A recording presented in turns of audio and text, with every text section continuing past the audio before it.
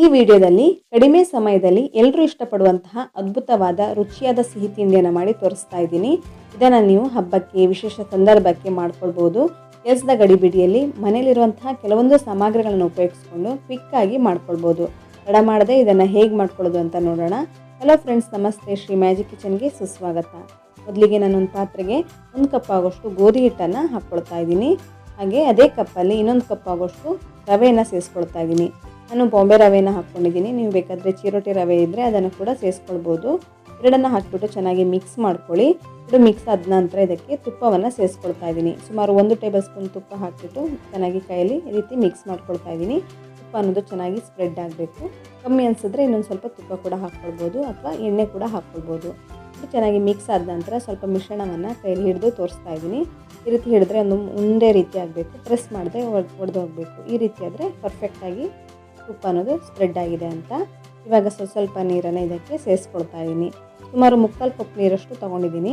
ಸ್ವಲ್ಪ ನೀರನ್ನು ಹಾಕ್ಕೊಂಡು ಈ ರೀತಿ ಸಾಫ್ಟಾಗಿ ಕಲಿಸ್ಕೊಳ್ಬೇಕು. ಚಪಾತಿ ಥರ ತುಂಬ ಹಾರ್ಡ್ ಬೇಡ, ಸ್ವಲ್ಪ ಸಾಫ್ಟಾಗಿಯೇ ಕಲಿಸ್ಕೊಳ್ಳಿ. ಇದನ್ನೊಂದು 10 ನಿಮಿಷ ರೆಸ್ಟ್ ಮಾಡೋದಕ್ಕೆ ಇಟ್ಟಿರ್ತೀನಿ. 10 ನಿಮಿಷದ ನಂತರ ಇದನ್ನು ಉಪಯೋಗಿಸ್ಕೊಳ್ತಾ ಇದ್ದೀನಿ. ಇದೀಗ 10 ನಿಮಿಷ ಆಗಿದೆ. 10 ನಿಮಿಷದ ನಂತರ ಇದನ್ನು ತೆಗೆದು ತೋರಿಸ್ತಾ ಇದ್ದೀನಿ. 10 ನಿಮಿಷದ ನಂತರ ರವೆ ಎಲ್ಲ ನೀರನ್ನೆಲ್ಲ ಹೀರ್ಕೊಂಡು ಇನ್ನೂ ಸ್ವಲ್ಪ ಸಾಫ್ಟಾಗಿ ಮಿಶ್ರಣ ಅನ್ನೋದು ರೆಡಿಯಾಗಿರುತ್ತೆ.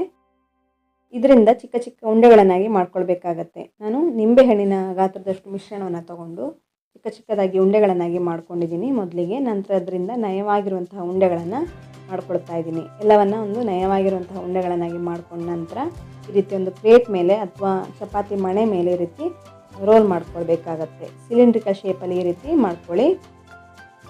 ನೋಡಿ, ಕಾಣಿಸ್ತಿರ್ಬೋದು. ಕೈಗೆ ಏನಾದರೂ ಅಂಟಿದ್ರೆ ಸ್ವಲ್ಪ ಎಣ್ಣೆ ಹಾಕ್ಕೊಳ್ಳಿ ಕೈಗೆ. ನಂತರ ಈ ರೀತಿ ಮಾಡ್ಕೊಳ್ಳಿ. ಎಲ್ಲವನ್ನು ನಾನು ಇದೇ ರೀತಿ ಮಾಡ್ಕೊಳ್ತಾ ಇದ್ದೀನಿ. ಇದೇ ಶೇಪಲ್ಲಿ ಮಾಡ್ಕೊಳ್ಬೇಕಂತ ಏನಿಲ್ಲ, ಯಾವುದೇ ಶೇಪಲ್ಲಿ ಕೂಡ ಮಾಡ್ಕೊಳ್ಬೋದು. ನೀವು ಬೇಕಾದರೆ ಚಿಕ್ಕ ಚಿಕ್ಕ ಉಂಡೆಗಳನ್ನಾಗಿ ಮಾಡ್ಕೊಳ್ಬೋದು ಅಥವಾ ಇದನ್ನು ಫ್ಲ್ಯಾಟಾಗಿ ಕೂಡ ಶೇಪಾಗಿ ಮಾಡ್ಕೊಳ್ಬೋದು. ಎಲ್ಲವನ್ನು ಮಾಡಿ ಒಂದು ಪ್ಲೇಟಲ್ಲಿ ಇಟ್ಕೊಂಡಿದ್ದೀನಿ.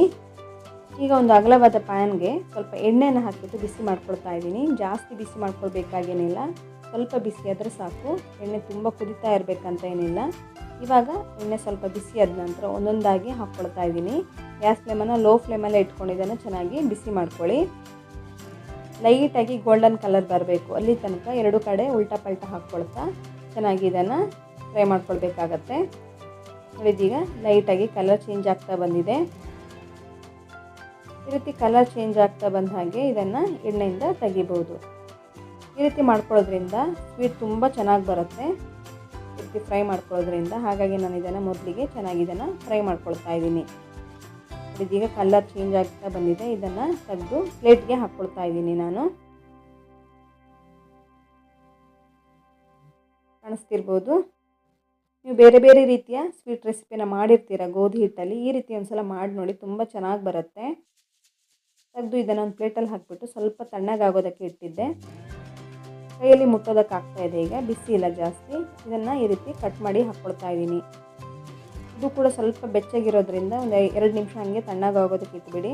ನಂತರ ಇದನ್ನು ಮಿಕ್ಸಿ ಜಾರ್ಗೆ ಹಾಕ್ಕೊಳ್ಬೇಕಾಗತ್ತೆ. ತುಂಬ ಬಿಸಿ ಇರುವಾಗ ಮಿಕ್ಸಿ ಜಾರ್ಗೆ ಹಾಕ್ಕೊಳ್ಳೋಕ್ಕೆ ಹೋಗಬೇಡಿ. ಹಾಕ್ಬಿಟ್ಟು ಇದನ್ನು ಪೌಡ್ರ್ ಮಾಡ್ಕೊಳ್ಬೇಕು. ಆದಷ್ಟು ನಯವಾಗಿ ಪೌಡ್ರ್ ಮಾಡ್ಕೊಳ್ಳಿ, ದೊಡ್ಡ ದೊಡ್ಡ ಪೀಸನ್ನು ಇರಬಾರ್ದು. ಇದೀಗ ಪೌಡ್ರ್ ಮಾಡ್ಕೊಂಡಿದ್ದೀನಿ. ರವೆ ಹಾಕ್ಕೊಂಡಿರೋದ್ರಿಂದ ಸ್ವಲ್ಪ ತರ್ತರಿ ಇರುತ್ತೆ. ಈಗ ನಾನು ಮೊದಲಿಗೆ ಎಣ್ಣೆ ತೊಗೊಂಡಿದ್ದೆಲ್ಲ ಅದೇ ಪ್ಯಾನ್ಗೆ ಹಾಕ್ಕೊಳ್ತಾ ಇದ್ದೀನಿ. ಆದರೆ ಉಳಿದಿರೋಂತಹ ಎಣ್ಣೆ ಎಲ್ಲ ತೆಗ್ದಿದ್ದೀನಿ. ಪ್ಯಾನ್ಗೆ ಅಂಟ್ಕೊಂಡಿರುವಂಥ ಎಣ್ಣೆಯಲ್ಲೇ ಈ ಪೌಡ್ರನ್ನು ತಿರ್ಗಾ ಒಂದು ಸಲ ಫ್ರೈ ಮಾಡ್ಕೊಳ್ತಾ ಇದ್ದೀನಿ. ಇದು ಮಾಡ್ಕೊಳ್ಬೇಕಂತ ಏನಿಲ್ಲ, ಸ್ವಲ್ಪ ಎಣ್ಣೆ ಅದರಲ್ಲಿ ಉಳಿದಿತ್ತಲ್ಲ, ಹಾಗಾಗಿ ಒಂದು ಸಲ ಫ್ರೈ ಮಾಡ್ಕೊಳ್ತಾ ಇದ್ದೀನಿ. ಇನ್ನೂ ಸ್ವಲ್ಪ ಚೆನ್ನಾಗಿ ಫ್ರೈ ಆಗುತ್ತೆ. ಅದನ್ನು ಫ್ರೈ ಮಾಡ್ಕೊಂಡಿದ್ದಾಗಿದೆ. ಅದನ್ನು ಸೈಡಲ್ಲಿ ಇಟ್ಬಿಟ್ಟು ಈಗ ಇನ್ನೊಂದು ದಪ್ಪ ತಳದ ಪಾತ್ರೆಗೆ 1 ಕಪ್ ಆಗೋಷ್ಟು ಸಕ್ಕರೆಯನ್ನು ಹಾಕ್ಕೊಳ್ತಾ ಇದ್ದೀನಿ. ಸಕ್ಕರೆಗೆ ನಾನೀಗ ನೀರನ್ನು ಸೇರಿಸ್ಕೊಳ್ತಾ ಇದ್ದೀನಿ. ಸುಮಾರು ಅರ್ಧ ಕಪ್ ಅಷ್ಟು. ಯಾವ ಕಪ್ಪಲ್ಲಿ ಸಕ್ಕರೆ ತೊಗೊಂಡಿದ್ದೀನೋ ಅದೇ ಕಪ್ಪಲ್ಲಿ ಅರ್ಧ ಕಪ್ ಅಷ್ಟು ನೀರನ್ನು ಹಾಕಿಬಿಟ್ಟು ಈ ಸಕ್ಕರೆಯನ್ನು ಚೆನ್ನಾಗಿ ಕರಗಿಸ್ಕೊಳ್ತಾ ಇದ್ದೀನಿ. ಗ್ಯಾಸ್ ಫ್ಲೇಮನ್ನು ಮೀಡಿಯಮ್ ಫ್ಲೇಮಲ್ಲಿ ಇಟ್ಕೊಂಡು ಚೆನ್ನಾಗಿ ಸಕ್ಕರೆನ ಕರಗಿಸ್ಕೊಂಡಿದ್ದೀನಿ. ನೋಡಿ, ಇದೀಗ ಚೆನ್ನಾಗಿ ಕುದೀತಾ ಇದೆ. ಇದರಿಂದ ನನಗೆ ಒಂದೆಳೆ ಪಾಕ ಬರಬೇಕು. ಅಲ್ಲಿ ತನಕ ಚೆನ್ನಾಗಿ ಸಕ್ಕರೆ ನೀರನ್ನು ಕುದಿಸ್ಕೊಳ್ಬೇಕಾಗತ್ತೆ. ಕಾಣಿಸ್ತಿರ್ಬೋದು, ಸಕ್ಕರೆ ಪಾಕ ಅನ್ನೋದು ಚೆನ್ನಾಗಿ ಕುದೀತಾ ಇದೆ. ಮಿಡ್ಲಲ್ಲಿ ಚೆಕ್ ಮಾಡಿ ನೋಡ್ಕೊಳ್ಳಿ. ಈ ರೀತಿ ನೋಡಿ, ಈಗ ಒಂದೆಳೆ ಪಾಕ ಬರ್ತಾ ಇದೆ. ಈ ಹಂತದಲ್ಲಿ ನಾನಿದೀಗ ಮೊದಲಿಗೆ ರೆಡಿ ಮಾಡ್ಕೊಂಡಿರುವಂತಹ ಗೋಧಿ ಹಿಟ್ಟು ಹಾಗೆ ರವೆ ಪೌಡ್ರನ್ನು ಸೇರಿಸ್ಕೊಳ್ತಾ ಇದ್ದೀನಿ. ನೋಡಿ, ಈಗ ಸಕ್ಕರೆ ಪಾಕಕ್ಕೆ ಕೂಡಲೇ ಇದನ್ನು ಸೇರಿಸ್ಕೊಳ್ಳಿ. ಒಂದೆಳೆ ಪಾಕ ಬಂದ ನಂತರ ಚೆನ್ನಾಗಿ ಒಂದ್ಸಲ ಮಿಕ್ಸ್ ಮಾಡ್ಕೊಳ್ಬೇಕಾಗತ್ತೆ. ಕ್ಲೀನಾಗಿ ಇದನ್ನು ಮಿಕ್ಸ್ ಮಾಡ್ಕೊಳ್ಳಿ ಸಕ್ಕರೆ ಪಾಕದ ಜೊತೆಗೆ. ನೋಡಿ ಇದೀಗ ಚೆನ್ನಾಗಿ ಸಕ್ಕರೆ ನೀರನ್ನೆಲ್ಲ ಹೀರ್ಕೊಂಡು ಮಿಶ್ರಣ ಅನ್ನೋದು ಸ್ವಲ್ಪ ಗಟ್ಟಿಯಾಗಿದೆ. ಈ ಹಂತದಲ್ಲಿ ಇದೀಗ ನಾನೀಗ 1 ಕಪ್ ಆಗೋಷ್ಟು ಹಾಲಿನ ಪುಡಿಯನ್ನು ಸೇರಿಸ್ಕೊಳ್ತಾ ಇದ್ದೀನಿ. ಇದು ಆಪ್ಷನಲ್ಲು, ಹಾಕ್ಕೊಂಡ್ರೆ ತುಂಬ ಚೆನ್ನಾಗಿ ಬರುತ್ತೆ ಸ್ವೀಟ್ ಅನ್ನೋದು. ಹಾಗಾಗಿ ನಾನು 1 ಕಪ್ ಆಗೋಷ್ಟು ಹಾಲಿನ ಪುಡಿಯನ್ನು ಸೇರಿಸ್ಕೊಳ್ತಾ ಇದ್ದೀನಿ. ಇದ್ದರೆ ಹಾಕ್ಕೊಳ್ಳಿ, ಇಲ್ಲಾಂದರೆ ಸ್ಕಿಪ್ ಕೂಡ ಮಾಡ್ಕೊಳ್ಬೋದು, ಬಟ್ ಹಾಕ್ಕೊಂಡ್ರೆ ತುಂಬ ಚೆನ್ನಾಗಿರುತ್ತೆ. ಸ್ವೀಟ್ ಅಂಗಡಿಯಲ್ಲಿ ಸಿಗುವಂತಹ ಸ್ವೀಟಿನ ಥರನೇ ಅನಿಸುತ್ತೆ ತಿನ್ನೋದಕ್ಕೆ. ಹಾಗಾಗಿ ನಾನು ಹಾಲಿನ ಪುಡಿಯನ್ನು ಸೇರಿಸ್ಕೊಂಡಿದ್ದೀನಿ. ಹಾಕ್ಬಿಟ್ಟು ಚೆನ್ನಾಗಿ ಮಿಕ್ಸ್ ಮಾಡ್ಕೊಳ್ಳಿ. ಇದೀಗ ಪಾತ್ರದ ತಳವನ್ನು ಬಿಟ್ಟು ಗಟ್ಟಿಯಾಗ್ತಾ ಬರ್ತಾ ಇದೆ, ಕಂಪ್ಲೀಟಾಗಿ ಗಟ್ಟಿಯಾಗಿದೆ.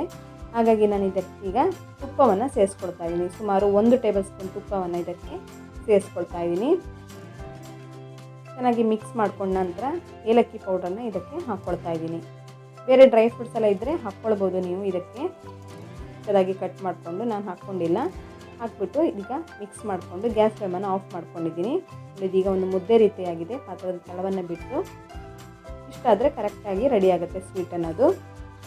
ಇವಾಗ ಗ್ಯಾಸ್ ಫ್ಲೇಮನ್ನು ಆಫ್ ಮಾಡಿಬಿಟ್ಟು ನಾನೀಗ ಒಂದು ಪ್ಲೇಟ್ಗೆ ಸ್ವಲ್ಪ ತುಪ್ಪವನ್ನು ಸವರ್ಕೊಳ್ತಾ ಇದ್ದೀನಿ.